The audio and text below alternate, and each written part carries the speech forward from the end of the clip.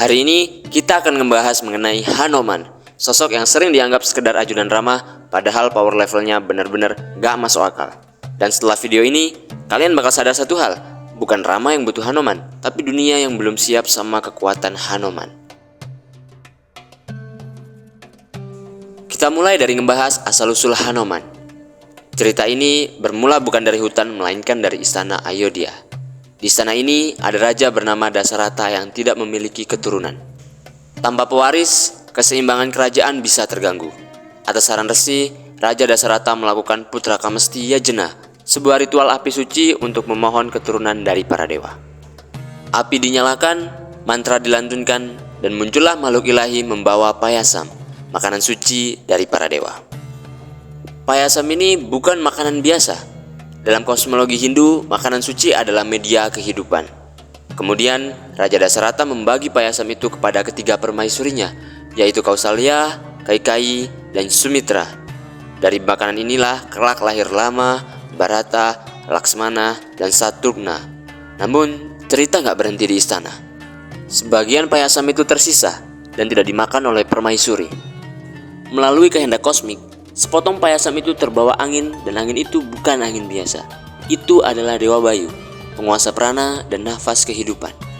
Dewa Bayu membawa makanan suci itu melintasi hutan, menuju seorang wanita suci bernama Anjani, yang sedang menjalani tapa berat untuk memperoleh keturunan. Anjani bukan wanita biasa. Ia adalah reinkarnasi bidadari yang menjalani pertapaan panjang, memohon anak yang kelak akan memiliki kekuatan ilahi. Saat Anjani bermeditasi, Dewa Bayu menurunkan potongan payasam itu ke tangannya. Ia memakannya, dan pada saat itulah energi ilahi bertemu rahim seorang wanara.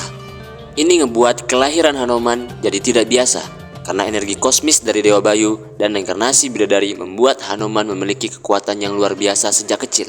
Dan saking luar biasanya, Hanuman kecil sampai ngebuat dua dewa adu mekanik. Jadi dikisahkan saat Hanuman lapar, dia sangat tertarik dengan matahari dan menganggap matahari itu buah mangga yang gede banget. Dan tanpa pikir panjang, dia langsung melompat tinggi ke langit untuk mengambil buah itu, dan hap, buah itu dimakan.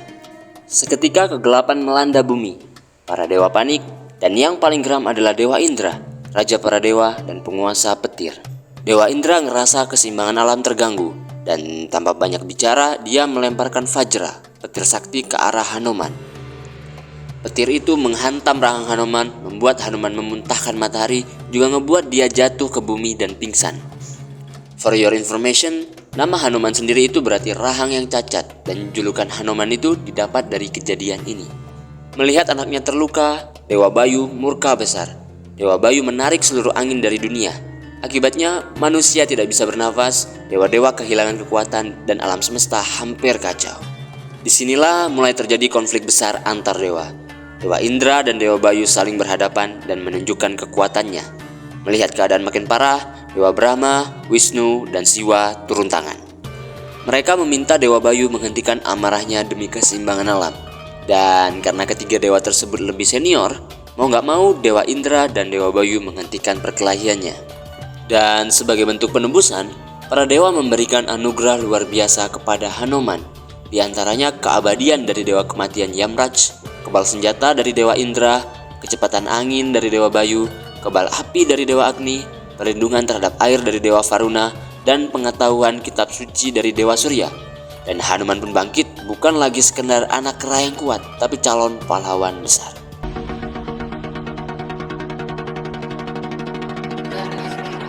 Sekarang kita mulai masuk ke aksi-aksi badass Hanuman yang bikin Avengers minder. Kalau kalian kagum sama hook jump, Hanuman ngelakuin hal yang mirip tapi lebih keren. Ketika Hanuman tahu posisi Sinta ada di Alengka dari burung Sempati, Hanuman memutuskan untuk melompati lautan ke Alengka dengan membesarkan tubuhnya dan melompat dari Gunung Mahendra menuju Alengka. Lompatan Hanuman ini sangat luar biasa hingga mencapai 100 yojana, sekitar 1200 km. Dan gak cukup dengan ngelakuin hal itu, Hanuman juga ngelakuin aksi yang aura farming banget. Jadi saat Hanuman ditangkap oleh Rahwana, Hanuman mengeluarkan trash talk dan ngebuat Rahwana ngebakar ekor Hanuman. Tapi respon Hanuman benar-benar sigma. Kalau ekornya dibakar, sekalian aja dia bakar kotanya. Kalian bayangin aja, Hanuman berdiri tegak di puncak menara tertinggi istana Rahwana. Ekornya yang menyala-nyala menjadi senjata kemenangan.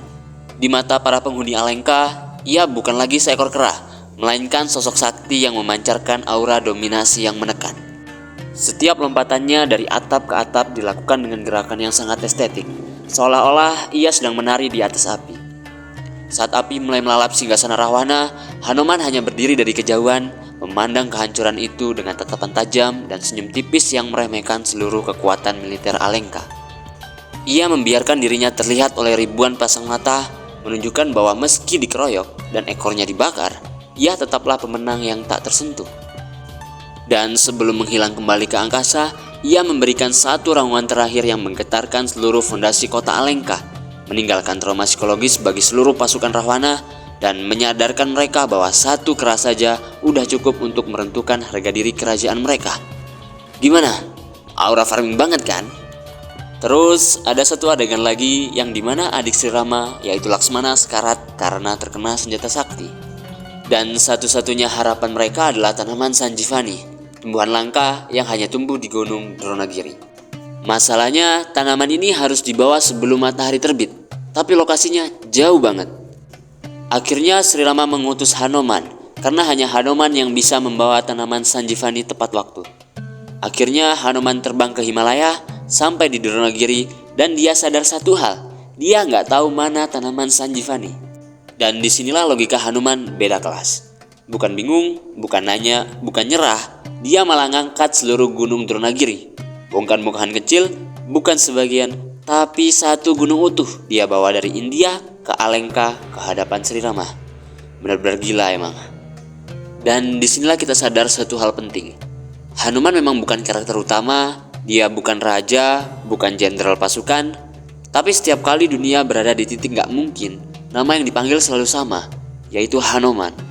Jadi setelah melompati lautan sejauh 1200 km, membakar satu ibu kota sendirian, dan mengangkat gunung cuma karena gak tahu mana tanamannya, pertanyaannya bukan lagi seberapa kuat Hanuman, tapi gimana cara ngelawan makhluk kayak gini. Avengers memang hebat, mereka kuat, mereka ikonik, tapi mereka butuh tim lengkap, peralatan canggih, strategi panjang, dan kadang keberuntungan.